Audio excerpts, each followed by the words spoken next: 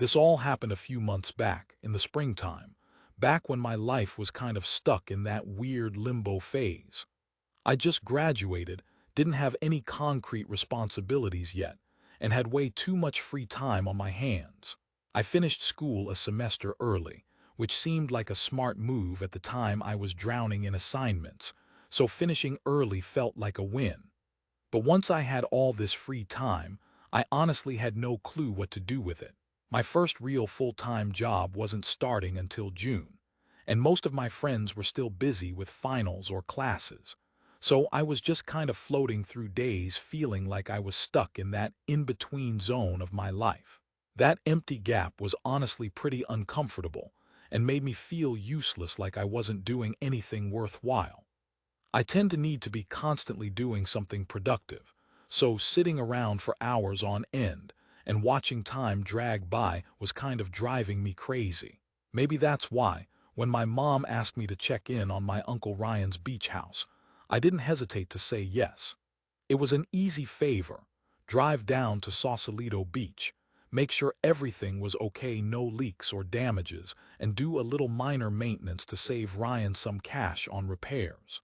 By the way, I should probably mention that I'm from Pennsylvania, and Ryan's house is in Delaware, so the drive wasn't too bad, just a bit over 2 hours.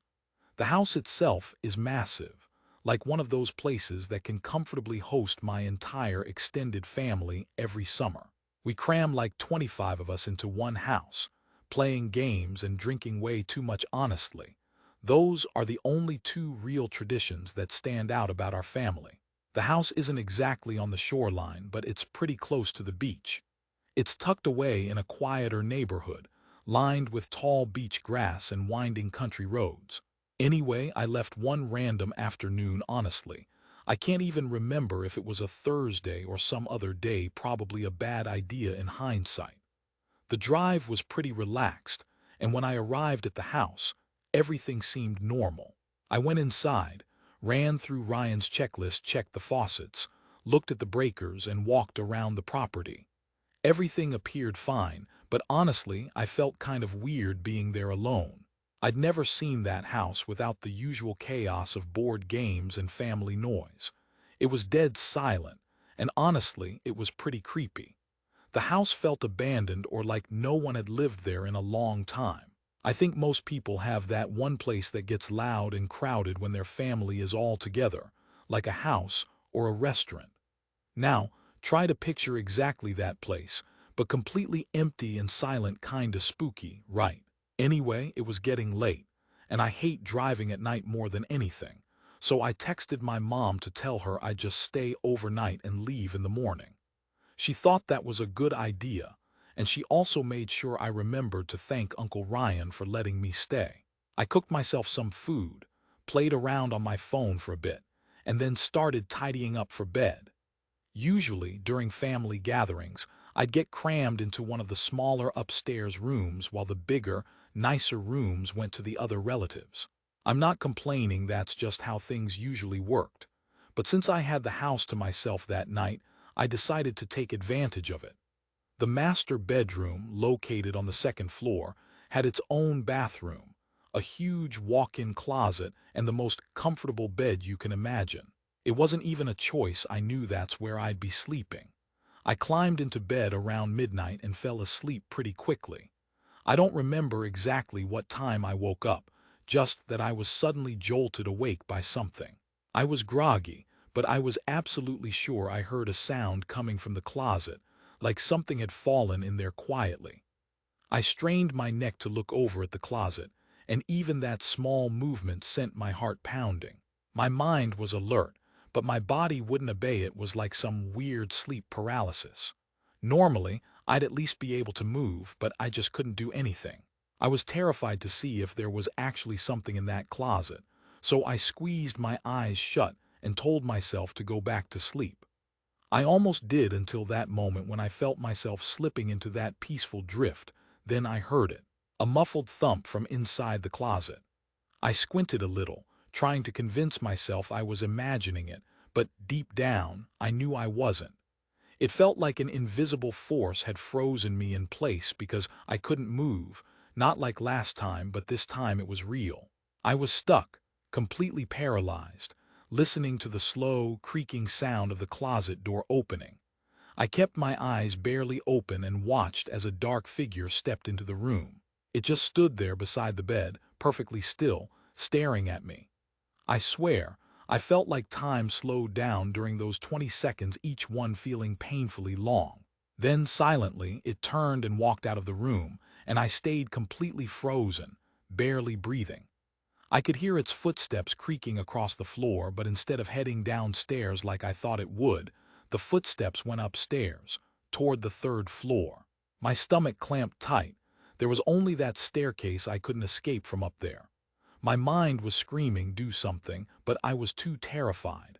I was shaking so badly I couldn't stop myself from just waiting there, frozen. After what felt like an eternity of panic and just trying to keep calm, I managed to finally snap myself out of the paralysis, quietly reached for my phone, and dialed 911. When the dispatcher picked up, I whispered as softly as I could that someone was inside the house. I was freaking out. I quietly slipped out of bed, turned the lock on the bedroom door, and just waited, feeling an endless crawl of time until flashing red and blue lights hit the windows. Honestly, I was surprised at how quickly the cops arrived. It was lightning fast. I ran downstairs, swung open the front door, and almost collapsed with relief when I saw the police officers. They didn't waste time. They stormed inside, moving rapidly through the house. I waited outside, heart pounding, until they finished their sweep. What they told me afterwards, the house was empty. I was in disbelief. I'd heard footsteps on the stairs, and there was nowhere for anyone to hide. The only explanation I could think of was that the guy was still inside, hiding, and somehow managed to slip past me. The police insisted he must have somehow slipped past my notice. But I knew that wasn't true. I was frozen in place, terrified out of my mind, and there was no way I missed someone physically walking upstairs. There was no other explanation. The guy had vanished. I wasn't about to let the police just leave, though.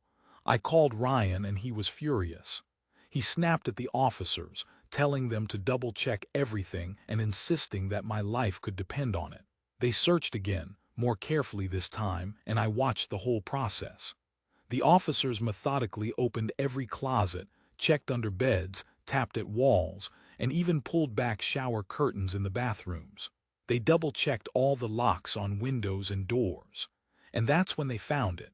One of the bedrooms on the third floor, the room I was supposed to sleep in, was unlocked. One officer stood guard by the door while the other went downstairs and onto the back deck.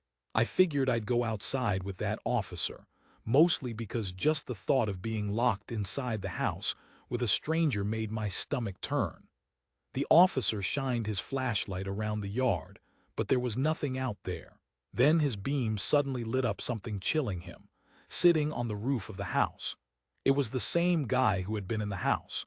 Just sitting up there, a bald man, looking disgusting, with tattered clothes and the kind of appearance that made it clear he hadn't showered in weeks. The next hour was a blur. The cops talked among themselves, and they managed to get him down from the roof, cuffed and hauled into a police car. The police said he was probably homeless, squatting in the house undetected for days, maybe longer. When they asked him how he got in, how long he'd been there, and why he was hiding in the closet, he just stared with that vacant, creepy look like none of it mattered. A few minutes later, he was back in the back of a patrol car, and that was that. The whole thing was so nuts that I still can't believe it. I keep trying to figure out how that guy got into the house and managed to hide in that closet of all places. Maybe he heard me come in and hid immediately, but that seems unlikely. Rick didn't have any idea how he got in either, especially since there's no way to get up to the roof from the ground. That doesn't make sense. My family's been insisting that Rick should beef up his home security, but he's refused every time. I guess he just doesn't want to. Honestly, I keep thinking about how things might have turned out if I'd been sleeping in that room. That night could have ended so much worse. That whole situation left me shaken for years.